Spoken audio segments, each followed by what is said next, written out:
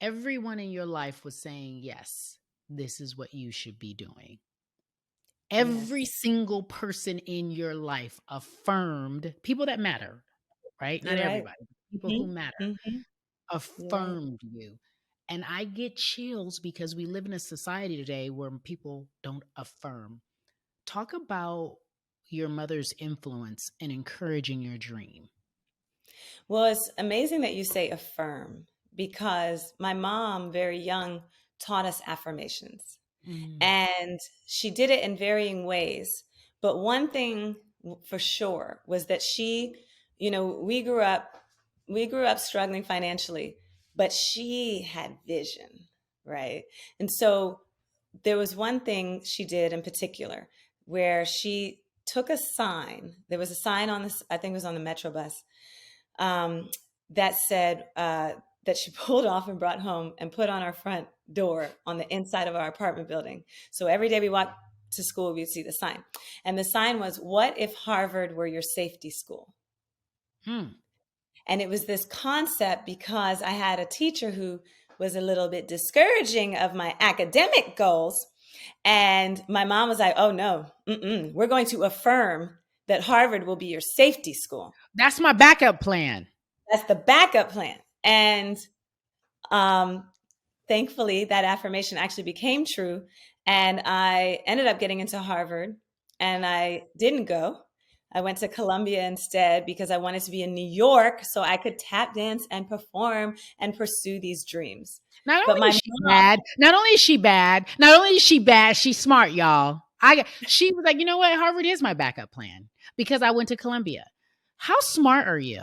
Oh my God, I am so thank encouraged. you. I'm so encouraged. I'm so happy to hear that. But my mom, she really, I mean, had this superpower belief system that Mhm. whatever you believe, you can achieve. And Yep. she really, what I mean, our mom is an educator, so I think that was her natural way of being. But she really brought that home. It was something that was 360 in her life. For anyone that set foot into our home, Yes. oh, you were going to be uplifted. You Yeah. were going to be encouraged towards the goal and the dream. Okay. So after this call, I want you to give me your mother's phone number, and I just want to reach out to her casually so she can affirm in my adult life. I'll take it. So Yeah. you have all of these moments, seminal moments. I have I've always believed that God really places a desire in our heart.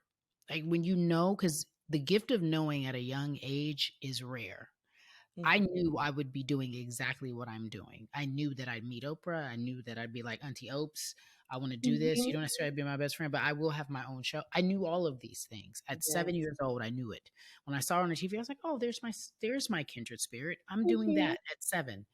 I But love it. there are these moments where you are consistently affirmed. My mother affirmed to me as well. But then you Mhm. meet the people early on to tell you to do the things that you should do, Yeah. and It's mind blowing. it's crazy to me. Okay. See, we Sorry. told her to see what we I'm told going her to to set do. We told it her to put off. do Do not not disturb on. disturb. No, but I'm on it. That's what I don't understand. What should How she do I? do? How does she stop it? Yeah. There. Hold on. It's blocked by the thing. Sorry, it won't move. Do not disturb is fully on Is it until on this. your phone? Is do not Both. disturb on your phone? Both. Oh, okay. Oh. So let Do you me. need to Okay, take because that? Take that. Take that no, no, real no. quick. It's just my list of family and manager. Let me just go here. Let's see. How do I turn that off? You can't turn that off. Can Let she me. I know what I'm doing. I'm gonna take them off my favorites for a moment, and I'll add them back. Boom. Because that's what I have. That's what they're set in my emergency contact to. Um, That's okay. yeah. Yep. Yeah. I have my mom and my like work contacts. Okay. You Got it. good? And we'll Yes. edit that out. Don't you worry. That's not even a Okay. big Great. deal. We'll Great. edit it out. No big deal. So So here we are. You get into Harvard. It was your backup plan because your mother affirmed that in your life early on. You decide to go to Columbia because you wanted to be in New York. What happens when you're in Columbia and living in New York and going to school? Well, I have to keep it really real about Columbia because when you're there's the lived experience, then there's the reflection, right? Right. So in my first year, I was really having a huge challenge with the social inequities that I now was facing in a way I had never faced before. Because I came Which out of were DC. So I'm coming out of DC, it's Chocolate City.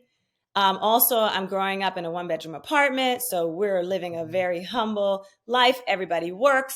We're struggling, but we're all working together to, survive. Now I'm Yeah. at Columbia, and it's a millionaire lifestyle, right? Um, Not that I'm living, that everyone around me is living. I'm one of the one or two Black kids in my classes. Um, there's a curriculum that is so Eurocentric that did not acknowledge Black women, history, culture. And I just honestly did not feel like I fit in whatsoever. And so I had this what I made sure I did was create a dance program for my life that was totally separate from school. So that was my happy place. So I mm, made my Columbia schedule 9 to 2. I go to school, and after 2 is dance. We're out in the city. I am all throughout that city, training, taking classes, doing jam sessions, going to music concerts, just like I'm immersed as though I was there specifically for that. So I had two educations happening at the same time that were not connected. And honestly, the life that I had outside was what was helping me survive this environment where I just didn't feel like I fit in. okay. And um and so what I learned though over those 4 years was I was never going to fit in. I don't need to fit in, and I don't want to fit in.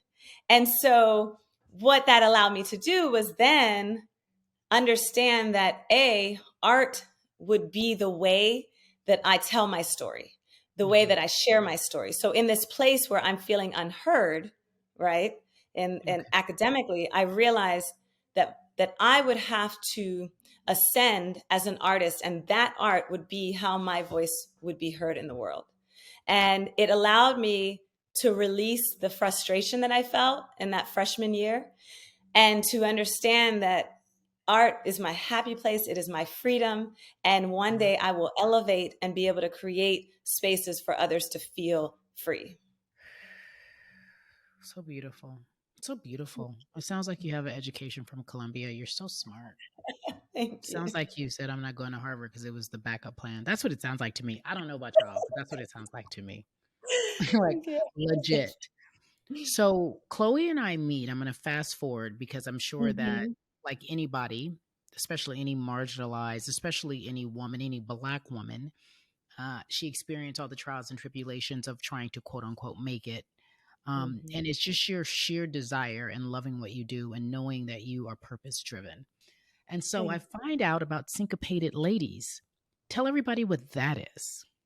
So when I was at Columbia and I was, pursuing these tap dreams, the dance world that I was in, I realized as I looked around for, well, what jobs am I going to have? What am I going to build, career wise? Well, all of the auditions for Broadway shows were mostly for a very cookie cutter type of dancer to be in a chorus of a Broadway show, which Yeah. meant white and thin. That was at that time, that was the norm. Hmm. And I was like, whoa, there are not many leading Black women on Broadway, dancers, and especially not a tap dancer. Yeah. So Debbie Allen, my entire years at Columbia, she would house my sister and I at her house every summer in LA, and we would train at the Debbie Allen Dance Academy. So uh, when it was time to graduate, she said, "Chloe, you got to move to LA." And in my mind, I thought that was a little weird because I was like, "Well, New York's the epicenter of dance, you know." what am I going to do in LA? But if Debbie suggests it, fine. I said, I'll be there September 19th. I remember I just picked a date and packed one bag and I was on the plane. So I ended up living with her. And it was during that time that all of these additional lessons started to, reveal themselves. And one of them that she would always say is, if it doesn't exist, you got to create it. Mm. You don't wait for other people to give you permission or to give you a green light. So she let me use a studio space for free at her academy. And in that studio, that's where I created Syncopated Ladies in 2003. And what that Mhm. is an all-female tap dancing band made up of women of color. And it's when I started it, my first my first crew, they were 11, 14, my sister Maud, 17. We were just babies. I was 22, and literally I'm like, want to be in my dance company? And they're like, sure. And they were like, great. And we started making up dances, but we would perform maybe once a year or so. And so it took 10 years where I had to go off on my own and pursue a solo career, touring the world, performing, saving money, establishing a name and credibility. And once Maud graduated from college, she went to Columbia also. Once she graduated, then I Mhm. said, do you want to do this for real? Like, I think we need to what I specifically said is, do y'all want to rock out in tap shoes? And they're Mm. like, Let's rock out in tap shoes. and so that's when in 2012, my sister and I really put our money and time and efforts into really building Syncopated Ladies to what it is now. In 2012, we started putting out our first music videos, because my thought was, if I had been working in music video land, not tap dancing, and I thought it's time for the world to feel us as musicians and artists. So Mhm. we are the band.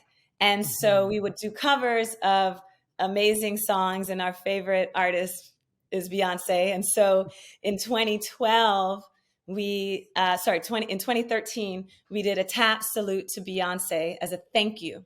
Honestly, just a sister thank you, because she had inspired our lives and our dancing, and she made us feel so empowered. And so we just wanted to say thank you. I didn't think she would see the video, and she did. She shared it and wrote, "They killed it" on Facebook. And that was what I call the beginning of the Beyonce effect. And from that moment on, we went super viral. We got to perform on So You Think You Can Dance, and we won a crew battle. And we were able to create our own show, Syncopated Ladies Live. Mm. And so, again, it just speaks to the power of sisterhood and the power of another woman seeing you And and lifting acknowledging you up. you and lifting you Hello. up.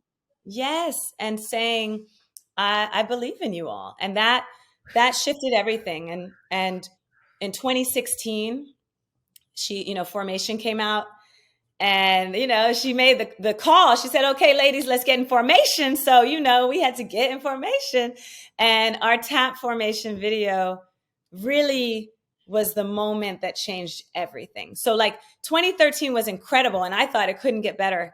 2016, she not only shared our video, but she made it Beyonce.com, the homepage, for 3 weeks. So you went there, you saw our photo, Syncopated Ladies, press play. And from then on, we have not stopped working.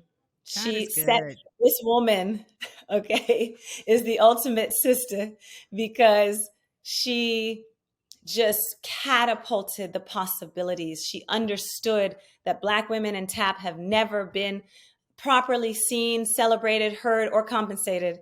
And that action changed it all.